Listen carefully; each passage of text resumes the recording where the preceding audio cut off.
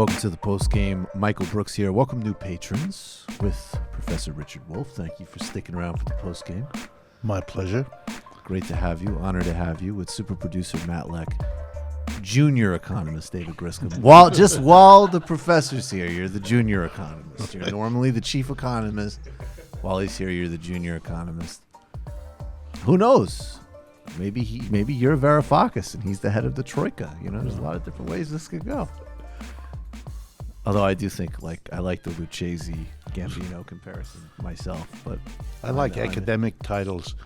When you're at the top of the pile, you're called a full professor. So the people below you are empty professors. You know? You're an empty professor. You hear that, David? That's incredible. Is it true that is it a real line that Henry Kissinger said that the battles in academia are so vicious because the stakes are so low? Yeah, or never have so many people fought so hard for so little. Is that really true? Why? It's a very academia in which I have spent my entire adult life is a very, very sad place. It's a lot of people who spent many years going through the university to get that PhD degree and were made to feel all along the way that they probably weren't smart enough or maybe weren't smart enough. The damage done to your self-esteem is really serious. I mean, if psychologically sophisticated people looked at graduate training, they would have a lot of criticisms and suggestions for change because of the damage, the human damage that's done. Anyway, the result is that there's a tremendous level of insecurity and self-anxiety among academics, and little things that somehow trip that off can become enormously important. So, for example, most buildings at universities have corners. And if you have a building with a corner, it means you can have a corner office or not a corner office. This is a big one. And the virtue of the corner office is it has windows on two sides, whereas most of the other offices have a window only on one side, making the corner office usually more desirable. The recipe for disaster. Yeah, you can see what's coming. So now, if you're important enough, if you're valuable enough, oh my God, if your merit is enough, well, then you get that one. And the person on either side of you hates your guts because they're in a single window. I mean, it's just... I have been present in faculty meetings at more than one institution where 40 and 50 and 60-year-old men and women were reduced to the equivalent of toddlers in an insufficiently large playbox fighting over the sand truck with a bitterness that is, understandable if you're 3, but you should have gotten over it by the time you're 63. So. I remember going into my advisor's office at Bates, and I think at Bates you actually have to write an undergraduate thesis, so you do work with these professors pretty closely. And I won't say his name because it's not a flattering story. He was pretty nice to me, a very eccentric guy. But I walked in, and the door was open, and our appointment was, and he has his back to the door, and he's composing an email, and he's literally going, "I won't fucking..." he's ranting out the email as he types it. And I kind of did a little, and he said, "Oh, Michael, good, come in." He was literally in the middle of screaming. I was wondering who that email was going to. Let's start with a phone call because I see that you've been waiting on for a while. You're calling from a 760 area code. Is everything up so that Professor Wolff can hear it? You're calling from a 760 area code. Who are you? Where you're calling from? And what is your question or comment? Hey, Michael, it's Kentucky Fried Comrade. How you doing, buddy? Hey, good. How are you, brother? What's going on? I'm pretty good. I've got one or two comments here. One, I'm really hoping you play. Look, if we're not going to see the bloodbath between Professor Wolff and David Griscom, I'm hoping you're going to at least play the videos so we can just see what happened beforehand. Oh, so everybody you knows. should tweet out and ask for that because we can't find it. I think it was on the Trevor Beaulieu episode, but a time when Trevor was on, but I don't remember where that. I would like to play that clip very much. The stop motion of Professor Wolff, David Harvey, and Slavoj Žižek beating David Grisham at a pool hall, like in Goodfellas. That is one of the funnier things I've ever seen in my life. I've been looking for it. I've been looking for it myself. I can't find it, but all you TMBS heads out there, if you can find it and tweet it in or comment it in. Matt Leck. Yeah, at Matt Leck. I mean, look, let me just say, I can't. I mean, David's been talking a bold game for a while. He comes in, he pusses out. I mean, that's not on me. He opened the door. He opened the door. I was in the middle of doing a segment. He opens the door. He goes, "Oh, hi, Mr. Wolff. How are you?" It's pathetic. Just totally unmanned. I do have a nerd question for Professor Wolff. I actually got a chance to meet you. You were giving a speech in Berkeley. I think it was like 2014, 2015, something like that. I have a total nerd question for you. It's a theory question. I used to be a really big Marxist theory nerd. I've kind of backed off that. But what do you think about stuff like Andrew Kleeman writes about the temporal single system interpretation of Marxist theory of the rate of profit to fall? And I know it's a nerd question, but I'm just really curious about it.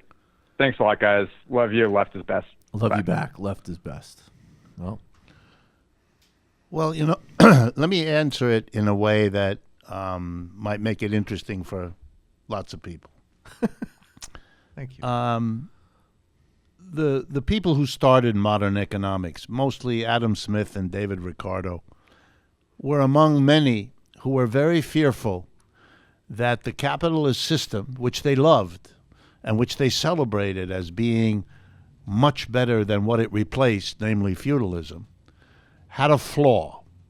And the flaw was that the rate of profit that was the driver of everything that happened, that made capitalists compete with one another, that drove capitalists to invent new and better ways of producing things, that it was the driving vital part of the system, that the system would drive the rate of profit down, that with more and more capitalists competing, they would have to compete by lowering the price.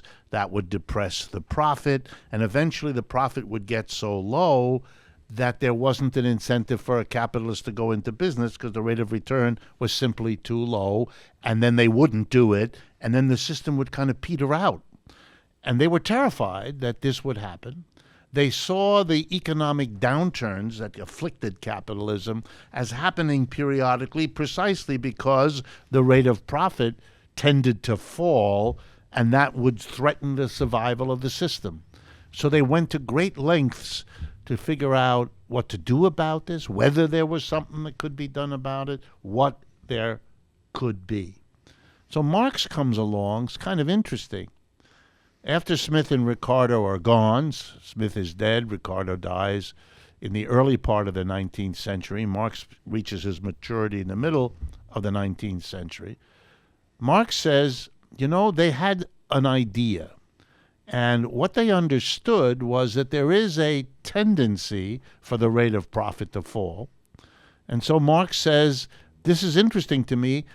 Unlike Smith and Ricardo, I don't see the end of capitalism as bad news. I see the end of capitalism as good news. That's going to get us to the next system, which is what we need. So I'm very interested. Does the system have a tendency for the rate of profit to fall such that it could be the end of the system? And so Marx devotes, and if you're interested, it's in the middle of Volume 3 of Capital, chapters, if I recall, 13, 14, and 15. Did you know that, Not David? to be too nerdy. Did you know that, David?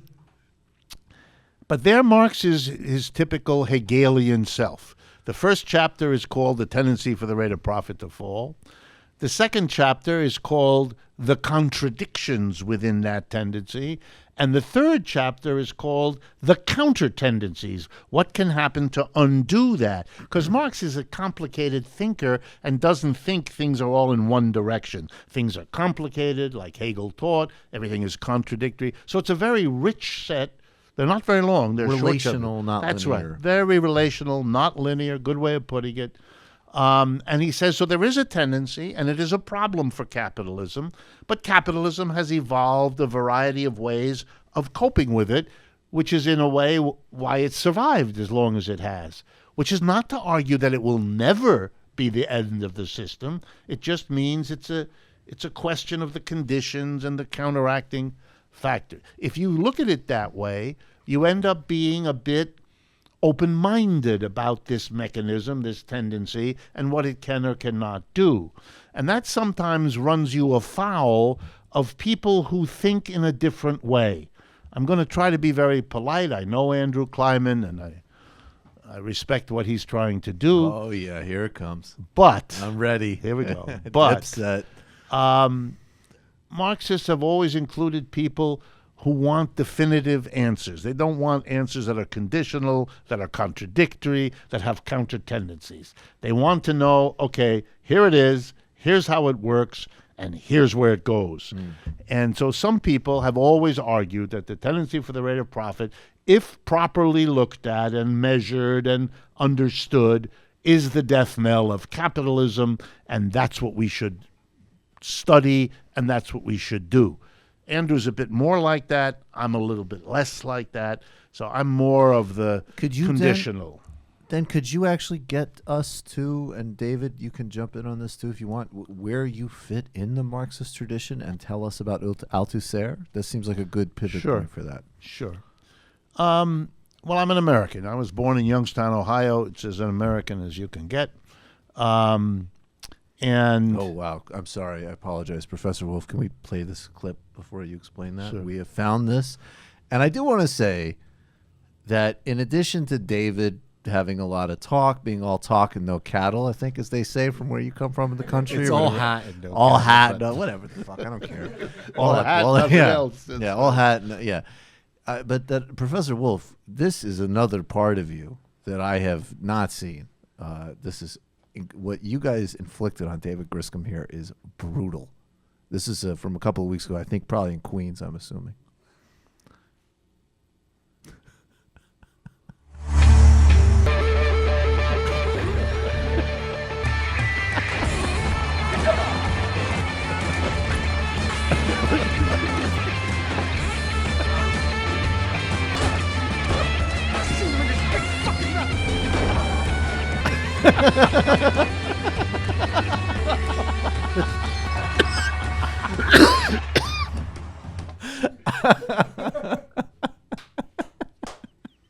See, I'm going to have nightmares about this.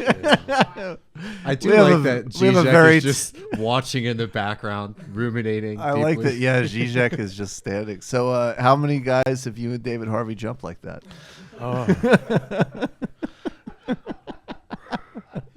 We only do that in Staten Island now. I'm sorry.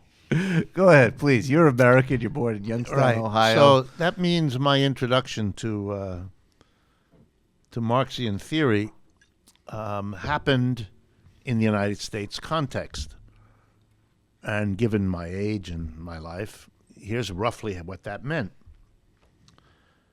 In none of the schools I attended was Marxism or Marxian economics, but Marxism in general, taken seriously by anything more than a tiny handful of odd professors, some of whom I learned about, so I could take their classes, many of whom were so quiet or hidden about it that I never even found out. And just for the record, I went to what Americans consider good schools. I went to Harvard as an undergraduate, then I went to Stanford for my master's degree in economics, and then I went to Yale, where I got another master's in economics, a master's in history, and a PhD in economics. So I'm a poster boy for elite education here in the United States. Nobody taught me Marxian economics, ever, in any of those schools, in any systematic way, with one exception. At Stanford, For the first semester of the 2 that I was there was a professor named Paul Baran, B-A-R-A-N, fairly famous. He taught us Marxian economics. But I was 10 years in Harvard, Stanford, and Yale, and I had 1 semester of 1 teacher who did that. All my others didn't. So for me to learn Marxian economics, I had to have a lot of interest, and I had to have time. How did that interest start, may I ask? It was my father. It was my father. I grew up in the town of New Rochelle. It's a suburb of New York. In Westchester, yeah? Yeah, Westchester, about half an hour from Manhattan. My father Also, Puff Daddy's from New Rochelle. and my father was a commuter, like so many. It's considered a bedroom community. You have your family there, and you take the train into New York every day. And so I would go with my father. Occasionally, I'd go with him. And the train from Westchester is the what's now called Metro North. Mm-hmm. It goes through Harlem. Yep. And it's above ground at Harlem. 125th Street. 125th Street is a station it stops at. And in those days, Harlem was obviously black and Harlem was obviously poor. And the train gave you a kind of a bird's eye view into the apartments because they were very close to the tracks. And it was obvious to me, a little kid, 7 years old, 10 years old, with my father. And I remember asking him, who are those people? New Rochelle didn't have very many black people. Who are they? Well, tell me about this. And my father would get a funny look in his face, and he would get serious in a way that I wasn't used to. So I could tell this is important what Daddy is telling me. And I didn't get that much attention from my daddy, and this was important to him, so I was excited for the attention, And he explained to me, basically, that some people are excluded from a good life, a good job, a good income, and these are the people, and it isn't fair, and it is terrible for them, and it's not good for everybody else. And I heard this story repeatedly, because I went in with my father, 5-10 times a year. And I think if I had to find a place where it all started, there. And my father would always, whatever he was doing, if we started talking about social issues like this, he would stop and pay attention to me in a way he didn't normally about anything else. Right. So I think there was an association between something I needed and wanted from my father and these conversations about society. By the time I got to college, I was already clear that I didn't think the way this society worked was very good. Right. And I wanted to get some criticism about it. And man, that was not the right time, and now those were not the right schools to get it. And so I did it on my own, and I discovered criticism. I found it. The libraries are full of it. And if you start to criticize the system and you begin to see, pretty soon you find Marxism, because in a way it is the biggest tradition. I mean, the fact of the matter is, Marx dies in 1883. That's 150 years, not even, from then to now. And Marxism has spread all over the world. Every country has Marxist parties, Marxist movements, Marxist governments in places like China, little country, things like that. So Marxism has spread unbelievably. And if you're interested in criticizing capitalism, you're going to find Marxism sooner or later. Mm-hmm. I did. I asked my father about it. He again told me that it's very taboo in this country. Be really careful. People get really weird when you talk about this. But you certainly should read it because it's a well-developed criticism, and that's what you're interested in. So I did. And I found my way to what were arguably the most sophisticated Marxist economists eventually. And the one that was the most important to me, 2 of them, one was a man named Paul Sweezy. Another one was a man named Harry Magdoff, both here in New York area. Paul Sweezy, actually a member of the Rockefeller family, but a radical, also went to Harvard, and translated Marx, learned German, by the way, translated Marx for the American audience, wrote it American versions of Marxian economics. The most important book was called The Theory of Capitalist Development, was used for many years, teaching courses all around the country. I met him. I got to know him. Same thing with Harry Magdoff. They produced a journal which still exists called the Monthly Review, publishes books in Marxian economics, still does to this day. By the way, the Monthly Review was founded in 1949 with money given for that purpose by Albert Einstein, who was a socialist and a Marxist and wanted this journal to get going, gave the money for Sweezy and Magdoff. So I became a kind of a student of theirs, unofficial. Everything had to be done, Saturday afternoon in somebody's living room or something, because the schools were useless to me. And so I kept my interest. I remember getting involved in struggles against the war in Vietnam in the 1960s when I was a student. And a kind of an epiphany happened for me in the late 1960s. I was finishing up at Yale, getting my PhD in economics. And I was called into the office of my macroeconomics professor, who we mentioned before, James Tobin. And Mr. Tobin, who knew me because our classes were small, so he would know the students, we knew him, and told me that I was damaging my career by my interest in Marxian economics and my interest in anti-Vietnam War activity, and that he wanted me to know. And by the way, he meant this as a friendly, good advice. He was not being mean or hostile. Trying to help you out. Yeah, he was trying to help me out and giving me this good advice to keep clear of this stuff. But he was talking to, by then it was too late, and all it made me do was get quite angry. I mean, I didn't show it to him. I was polite. I thanked him for his advice, because he meant well. There was no point in it. But it kind of confirmed on me, no, I'm going a different way. And it came to a head a year later when I had to decide, now I have my PhD, where do I go?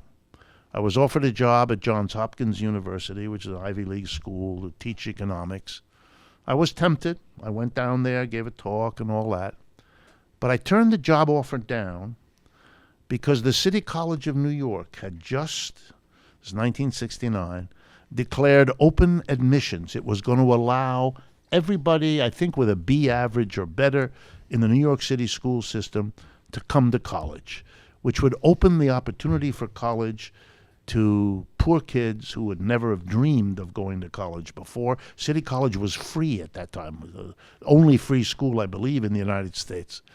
And I wanted to be a part of that, so I went to City College instead. I stayed there a few years, and then the University of Massachusetts in Amherst did something that many people don't know about, but it's really a wonderful story. 1973. They wanted to become the Berkeley of the East. The deans there told us that. And they said, the way we do that is we're going to hire radicals. And not just one. We're going to hire 5 of you at the same time. And they began with the most famous radical economics professor at that time, a man named Sam Bowles. I don't know if you know him, Samuel Bowles. An interesting fellow, teaching at Harvard at the time. His father was Chester Bowles, who was the governor of Connecticut and a former U.S. ambassador to India, and a close friend of John F. Kennedy and part of his government. So it was a very establishment very fellow. august name. And Sam and I knew each other because, it's a small group. If you go to Harvard and Yale and Stanford, everybody knows everybody else. It's the old boy network, we used to call it. Sam calls me up and says, sit down, Rick, you're not going to believe this. A school wants to hire radicals. That was already astonishing. And it wants to hire 5 of us, which is even more astonishing. And they have only one condition. Everybody has to come from Harvard or Yale. They're not willing to take any chance of hiring anybody else. So he gathered together 5 people, Sam, myself. The most reactionary radical move ever. 3 others. And we all took the job. Yep. And at the tender age of, I believe I was 28 years old, we all by the way, we sat on one side of the table and the dean sat on the other. And we negotiated as a group. That never happens. Academia is a one person at a time gig. And we said, you hire all of us or you get none of us. By that time, we knew they wanted this. Right. So it was a little unfair because, we knew. So we demanded everything. So for example, I demanded tenure on the spot. No waiting, no testing, no nothing. Yep. So at 28 years of age, I got tenure. I demanded a letter saying I'm here to teach Marxian economics. They said to me, why do you want that?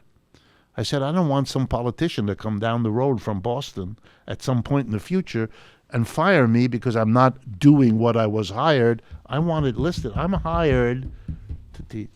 So the end result was, for 35 years, I taught Marxian economics at the University of Massachusetts as a secure, tenured professor. And that, very, very rare in the United States, gave me an unparalleled opportunity.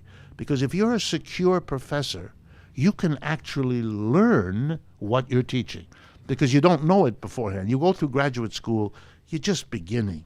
When you stand up in front of a school classroom and you're just out of graduate school, you're not that far ahead of the students you're talking to, and a clever one of those students figures that out after a while. You have to really learn it. That takes time, that takes immersion, and you need the conditions for that. And I had them.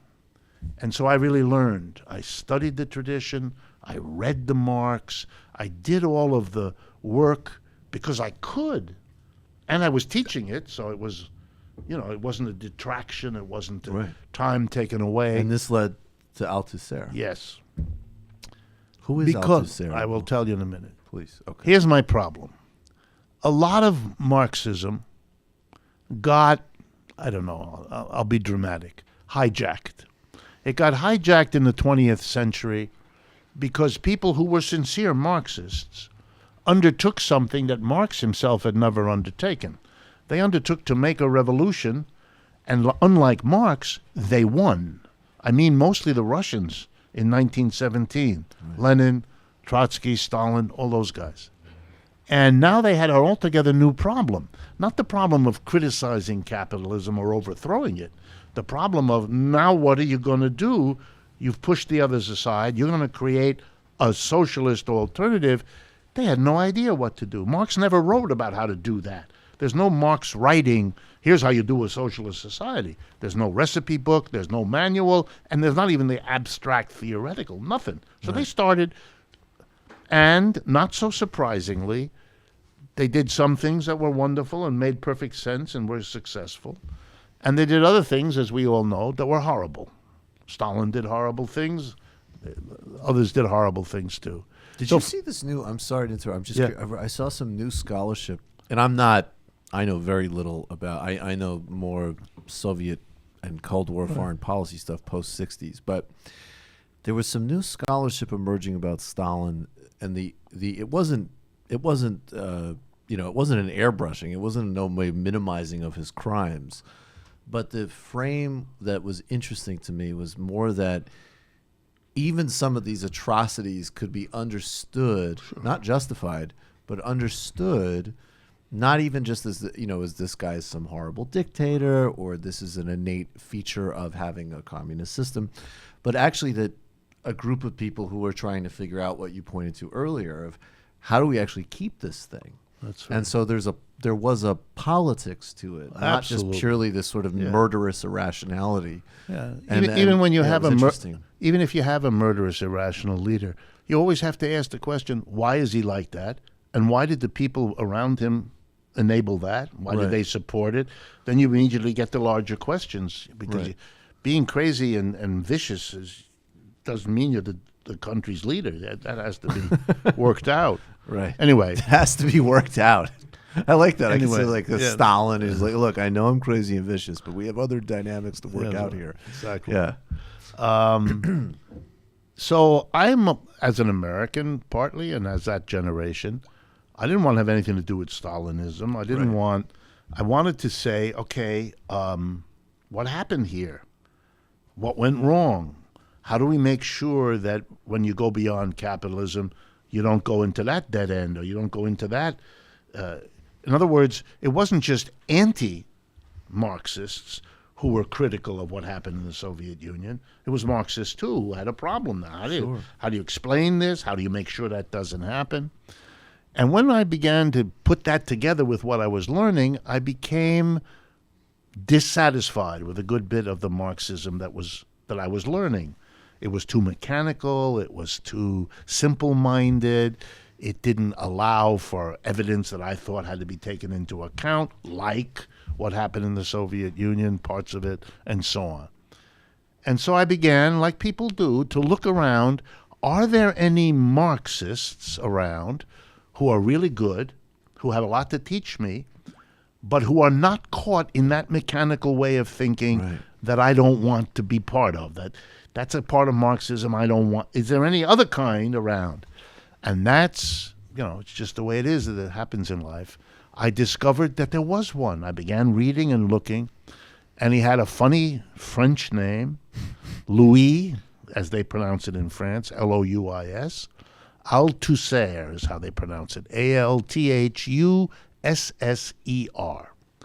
And not only was it intriguing to me, but it turned out that even though I speak French, my father was born in France, so I've spoken French all my life, it was being translated into English just as I was getting interested, particularly by a group in England called the New Left Review, a journal that still exists. That still exists, yeah. And they did all the initial translations, and this was the right thing for me. It was like the oasis in the desert. Here was a leading Marxist, professor. By the way, he was the rector, it's called, of the École Normale Supérieure in Paris. That's the highest prestige philosophy school you can be in. It would be imagine if we had an institution that was an amalgam of Harvard, Yale, and Princeton.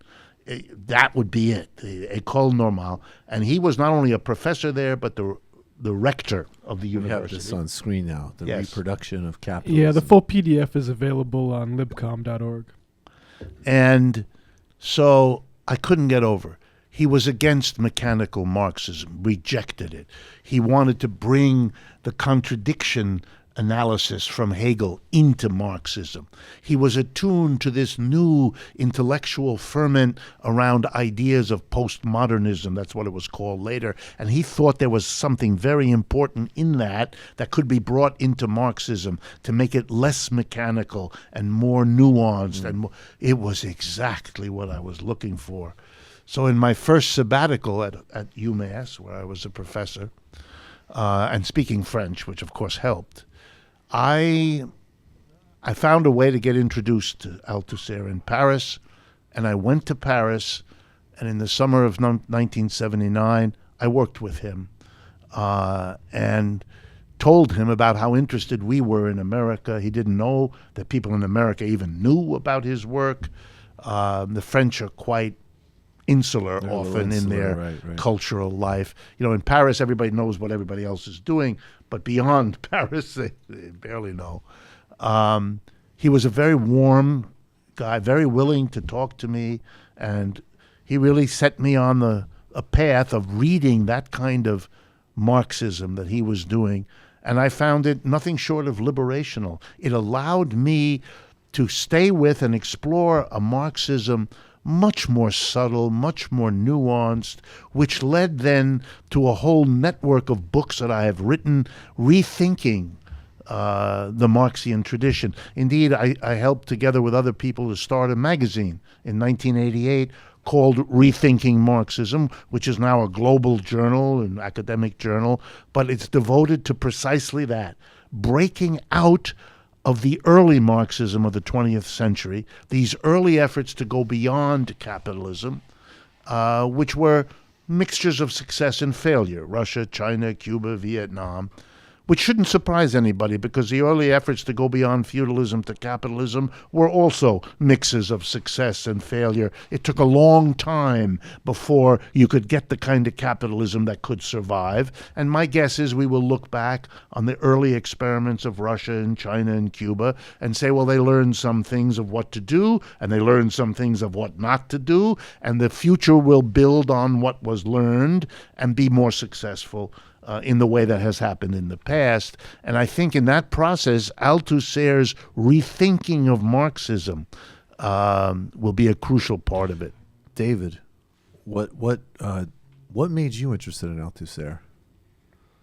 Well, I started reading Althusser primarily in the question of ideology, which I feel like it's in the, you're talking about a lot when you're talking about these older Marxists, right? It's like there's this tension in Marxism, especially in more older Marxism, of this determinism, right? Just like Marx at the end of the Communist Manifesto, it's like working, people of the world to unite. And the question is like, it was like 100 years later, it's like, where are they? Why has it not happened? And Althusser really starts to try to deal with this question of ideology and really introduces this question that very much ties in a lot of other problematic in that it makes it more difficult to come up with an easy solution, ideas into Marxism, primarily what's the role of the state, what's the role of education, and he talks specifically about, why does society reproduce itself the same way over and over and over again? And it's reading through Althusser, you really get a better understanding of, the question of ideology, but also of what Marx and Althusser mean when they talk about scientific concepts. Is this good to put in dialogue with Gramsci? Yes. It was dialogue. Althusser was heavily affected and influenced by Gramsci, by Lukács, by many of the earlier major thinkers, Rosa Luxemburg, others, and tried to synthesize out of that, just as he says, a much more nuanced. The old idea that the economy determines what Marxists call the superstructure, base and superstructure, politics and ideology. No, said Althusser, the ideology has its own effectivity, its own power. The ideology affects and shapes the economic just as the reverse happens, and you have to see this interplay. That's what dialectics means. A much richer way of thinking through, and so people like me and my colleague Stephen Resnick, with whom I wrote a lot of books, we try to take that into economics to show that even though we're economists, economic determinism is a mistake. Right. The economy doesn't shape the rest of society more than it is shaped by them. And the trick of understanding is to see how they interact. That has been a problem with many of the older Marxists who feel as though they're losing something that they want to hold on to because of the economics. For us, Marx's focus on economics is not because it's more important than other things. It's a focus because other people undervalued it. He was going to talk a lot about it to correct the imbalance, but not to counterpose to the dominance of other things, the dominance of economics. He wanted to break that contest and talk about the interaction as how you understand what's going on. That's funny, yeah. I remember because when I studied capital in college, I had the concept Marx in my head was a very linear mechanical thing. Right. And then when you actually had, first when you read Capital, it was completely indecipherable. But then when you actually got some progress with it, it was like, oh, that's a reference to like Frankenstein, and that like this is actually literature and poetry and philosophy, and there's great intuitive breakthroughs like my wages actually conceal my time being stolen, which I loved. That was my big takeaway. Yes. And then there was also just a lot of ambiguity and a lot of difficulty and a lot of like, well, this reframes how I look at the world, but okay. And then what made it amazing was that I could, even in my own, incredibly rudimentary way, look at, well, what about Starbucks or what about, Apple or whatever. It's like, oh, this still makes sense. The enclosure of the commons, creating a market, all of this stuff, it's here. Right. It's alive. And the beauty, I've enjoyed, just on a very human basis, I'm teaching capital, basically, in the class I teach at the New School right now. Every Monday I teach my course there. And I love teaching Marx, precisely because unlike so many economists, he really was a European intellectual of his time. The Capital is full of quotations from Shakespeare, from Dante, from the ancient Greeks. Marx got his PhD in ancient Greek philosophy. He knew all of the great Greek thinkers the way European educated people did, and it's full of humor and irony and sarcasm. It's much better reading than 99% of what has been forced down my throat as an economics professor. Do you think Jordan Peterson misses some of this? It's sad. Can I tell you a story about Jordan Peterson? I would love to hear a story about the weeping professor. You know that there was recently a conference. We were both there. Right. Indeed. In the booming metropolis of Boise, Idaho. Much love to Boise. Yes. Boise and, DSA. and- Andrew. And Boise, that's right. And Boise State University hosted this. And originally when I got called, I don't know how they contacted you, Michael, but when they called me, it was to invite me to debate Jordan Peterson. And now I have to be very honest and tell you that when they invited me, I had no idea who that was. And I never What crossed... a better mental ecology you know, have. it just... So I did what all good Americans do. I went right to my Google and looked up Jordan Peterson. And, you know, I'm not competent, as I've said, to talk about the psychology that he does. I'm married to a psychologist. She has taught me many things. But, you know, it's not my thing. But occasionally he would veer off of whatever he was talking about, how young men should pull themselves up by whatever it is they pull. Yeah, I have to be careful.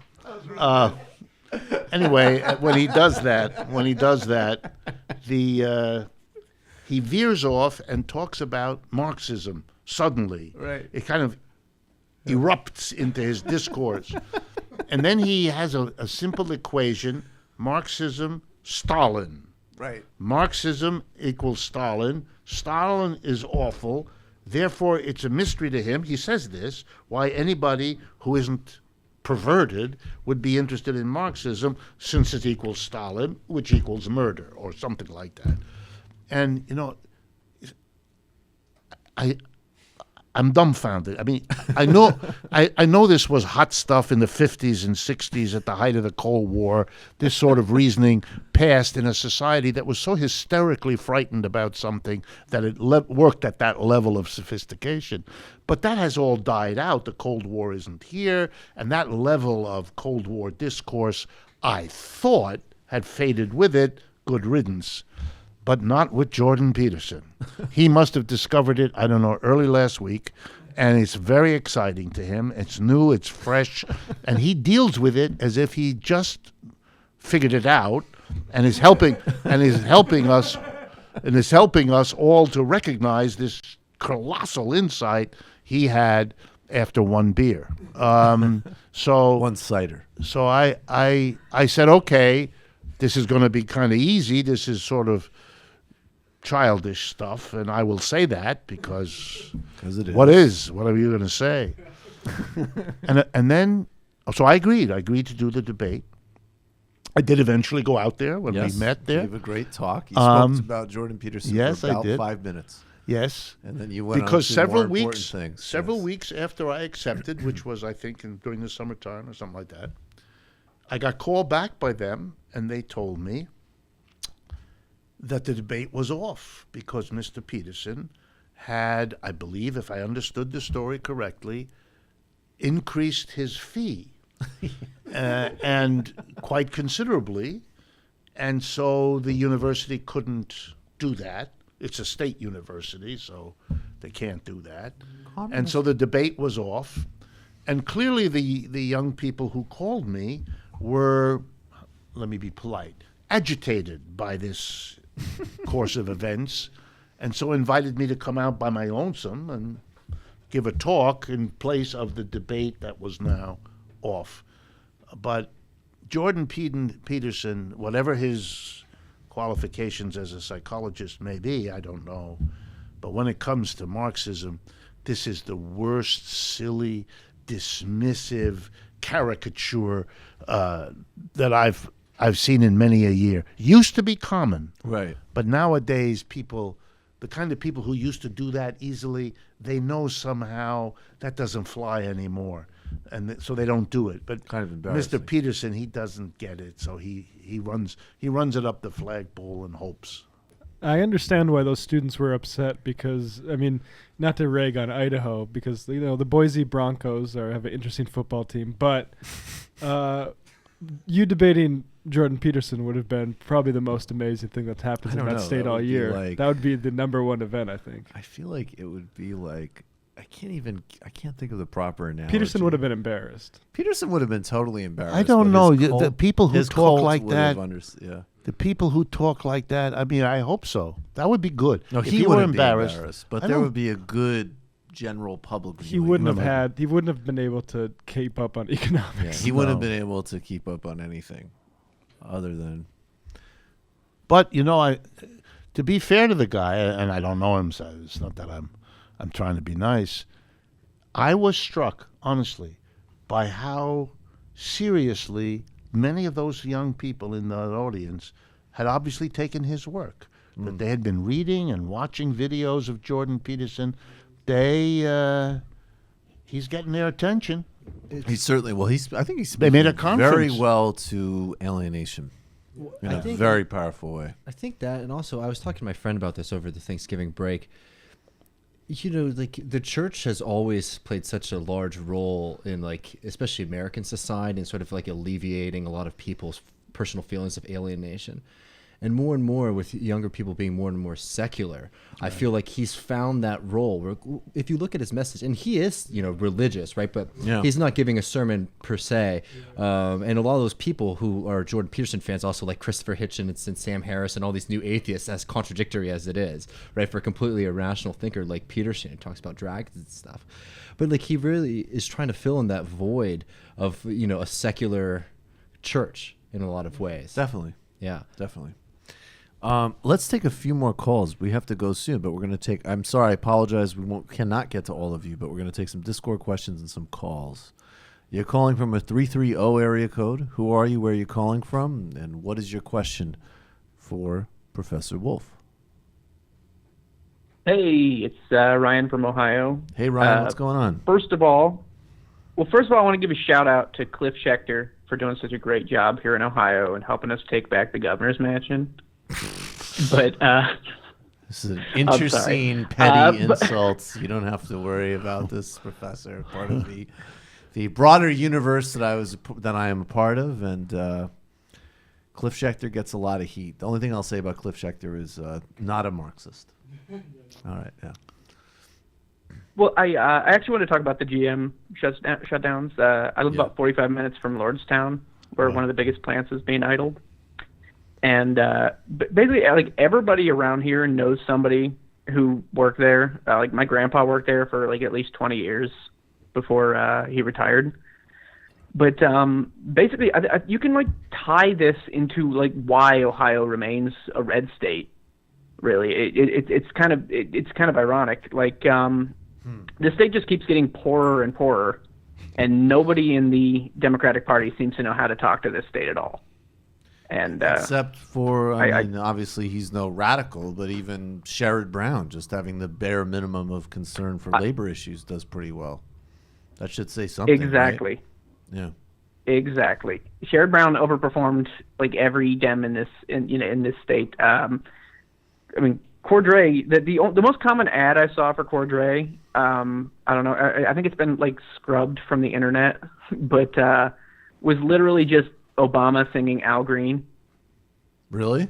They really And ran then, that ad? Yeah, and then they ran an ad. It was just Obama singing Al Green, and then they're like, "Hey, Cordray knows Obama. Vote for Richard Cordray." I'm friends with this devil. And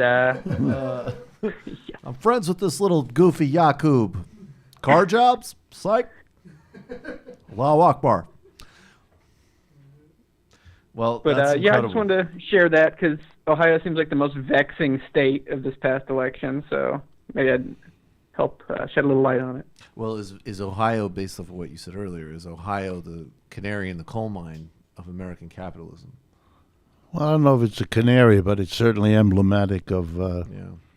of what's happening in a large Thanks, part of man. the country. The Democrats, sit there trying to hold on to their historical mantle as working people's party, but they don't do anything about this. They demonstrate to the mass of working people that either they can't, they don't have the strength to do anything, or they won't. And either way, there's not much reason to vote for them. And so you drop out, you don't vote at all, which, let's remember, most Americans do that. Or you get angry, You get bitter, the hypocrisy of wanting the Working People's Party, to getting that name without doing anything for it.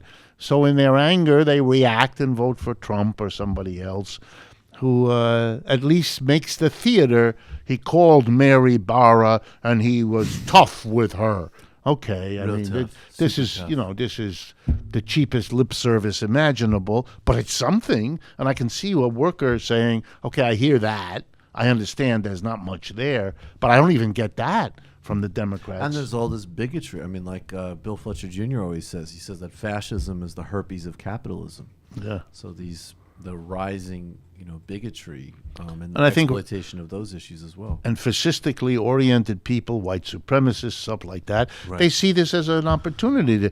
They can point their finger at the usual devil they always point to, and they can get an audience now because the people are angry, looking for who's the bad guy.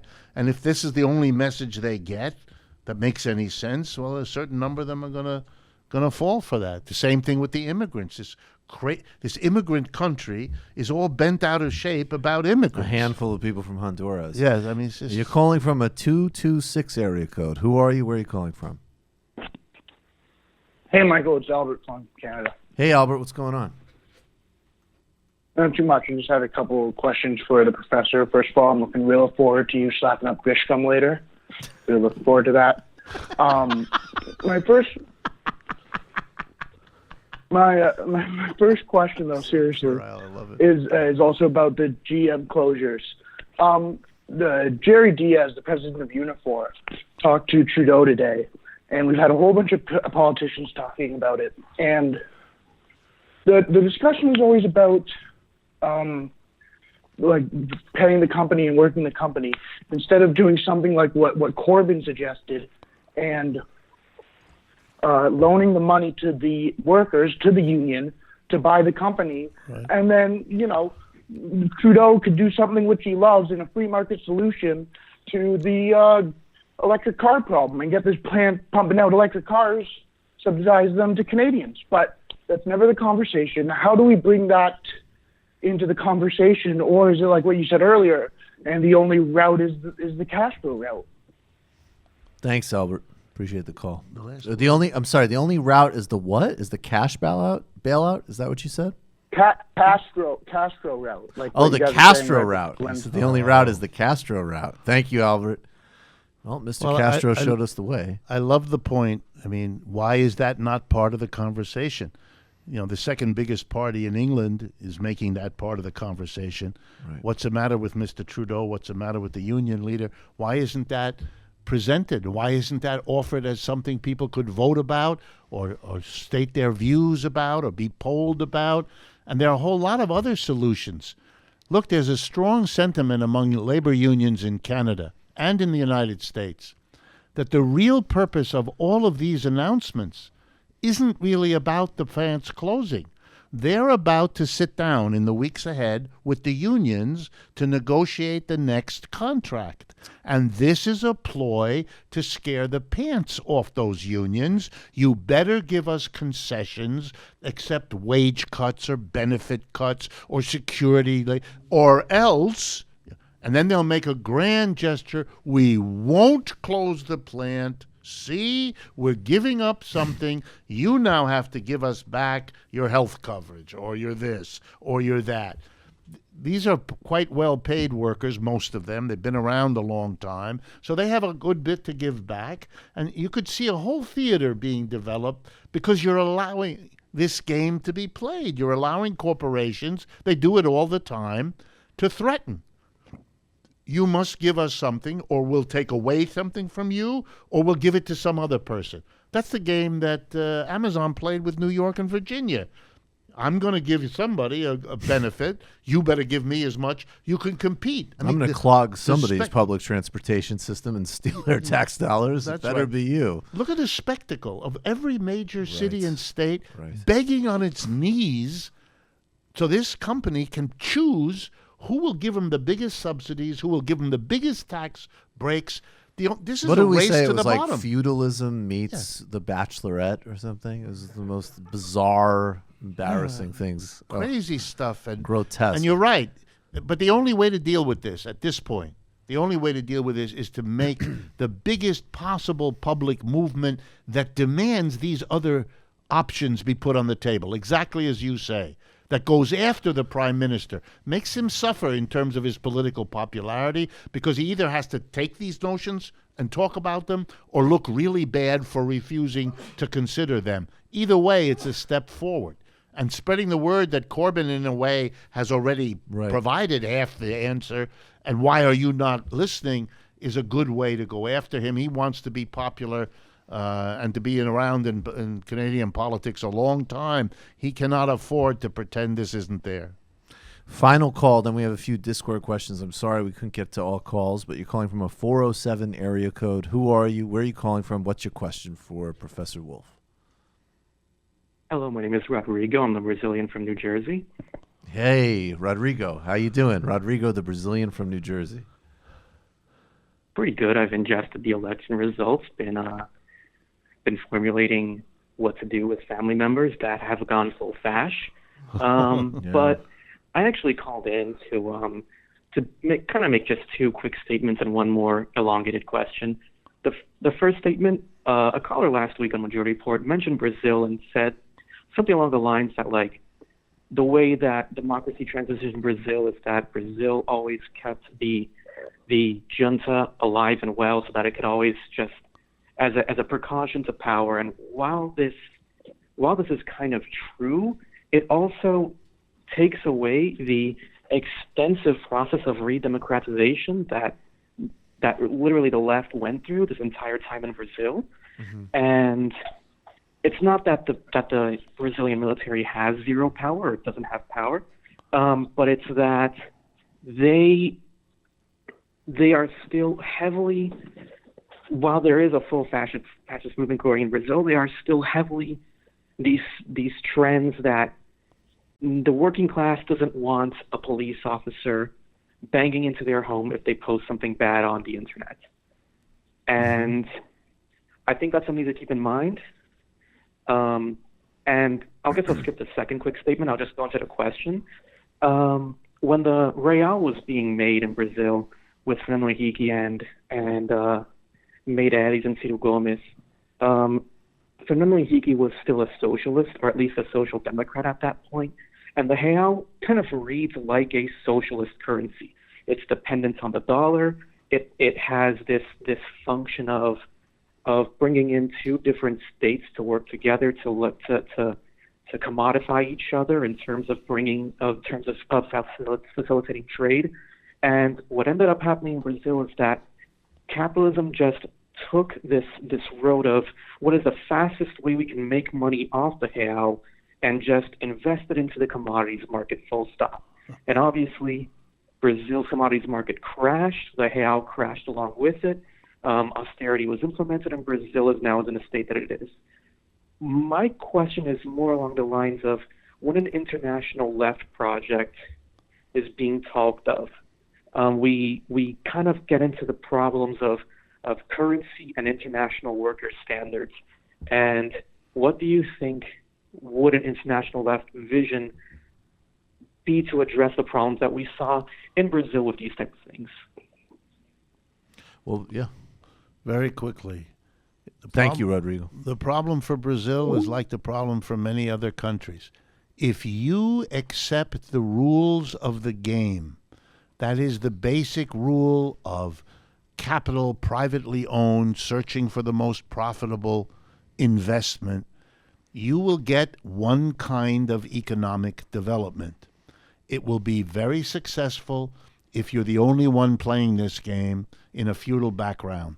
That's why England became the ruler of the world, even though it's a cold, wet little island off the coast of Europe. It became a global empire because if you're the first one on the block, you get a lot of benefits out of capitalism. If you're the second and third one, you have to defend yourself against the first one. Big struggles by Germany and the United States against Britain. That's why they used high tariffs, much higher than today, and many other protections.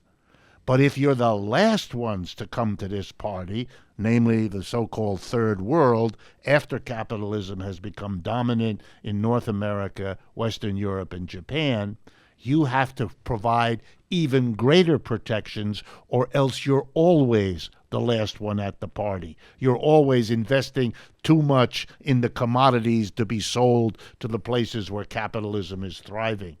It turns out, ironically, that the countries that cut themselves off, either voluntarily or it was forced on them, like China after its revolution, had, ironically, the space within which to put private profit considerations aside and build a modern, balanced, diversified economy.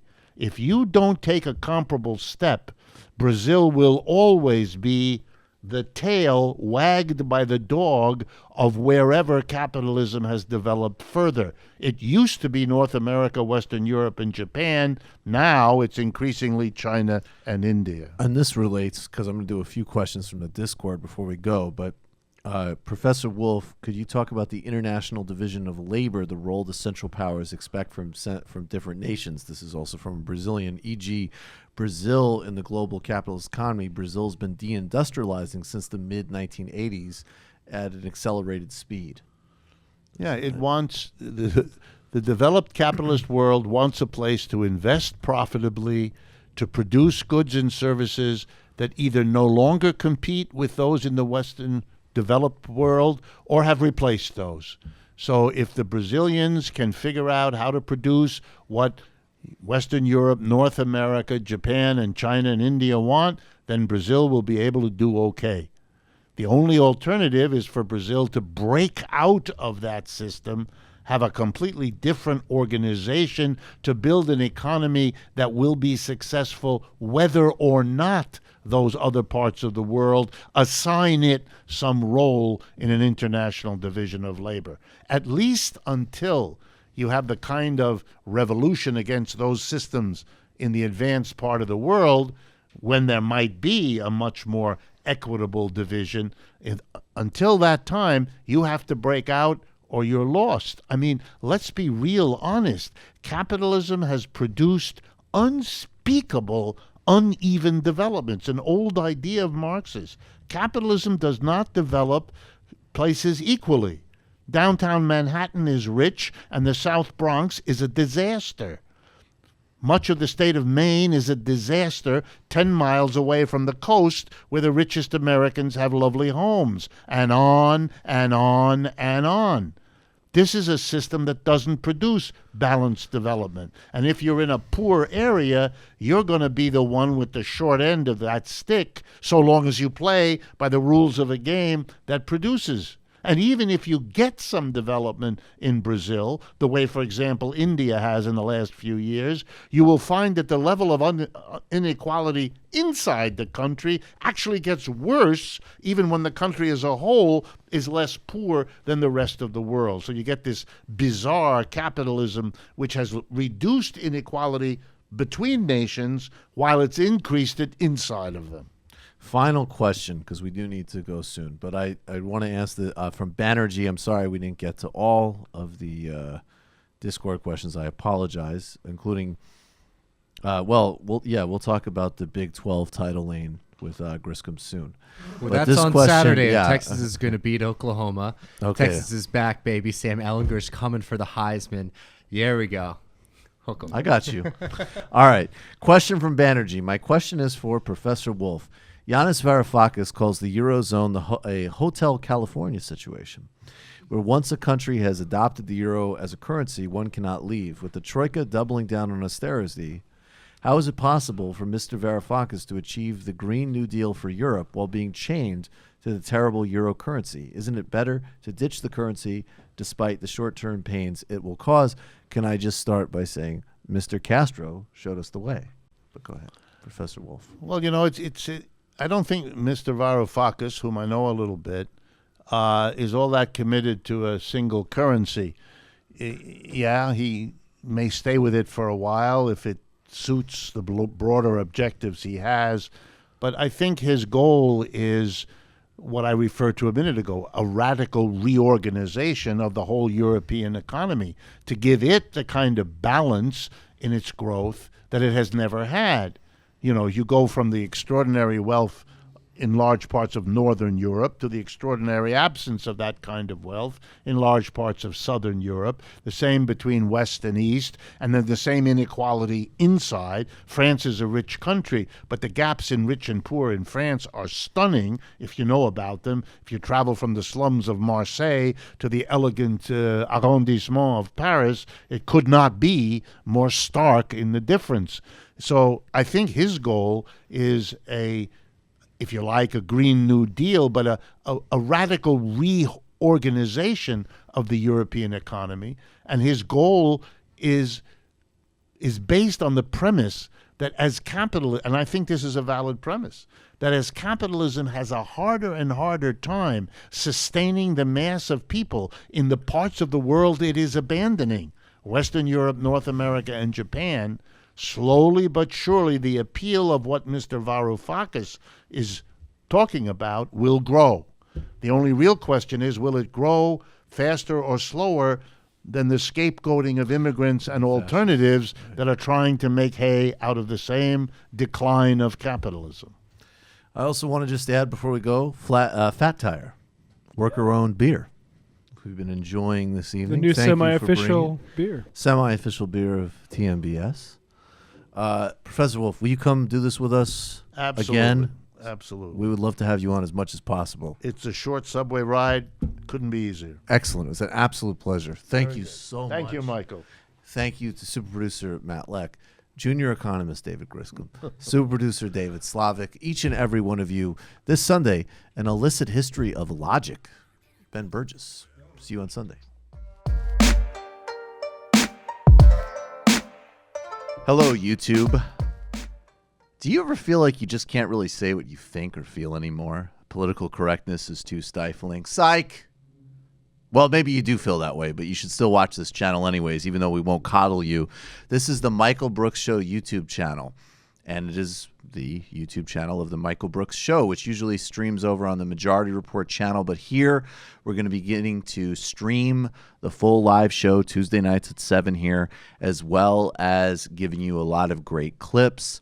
We cover global affairs. We have great in-depth interviews with comedians, writers, analysts, journalists, all sorts of great people. We cover the intellectual dork web, or whatever the hell it is we're calling it, and we bring a unique, different view to the left, to YouTube, and to podcasting. We hope that you will subscribe and help us get monetized. So far, Google and YouTube have been suppressing our free speech. We've got to deal with that. Actual free speech suppression, obviously, us not being monetized. And if you want to get the whole TMBS experience, go to patreon.com/TMBS and join over 1,700 patrons making this show happen. But for now, subscribe, spread the word. Thank you.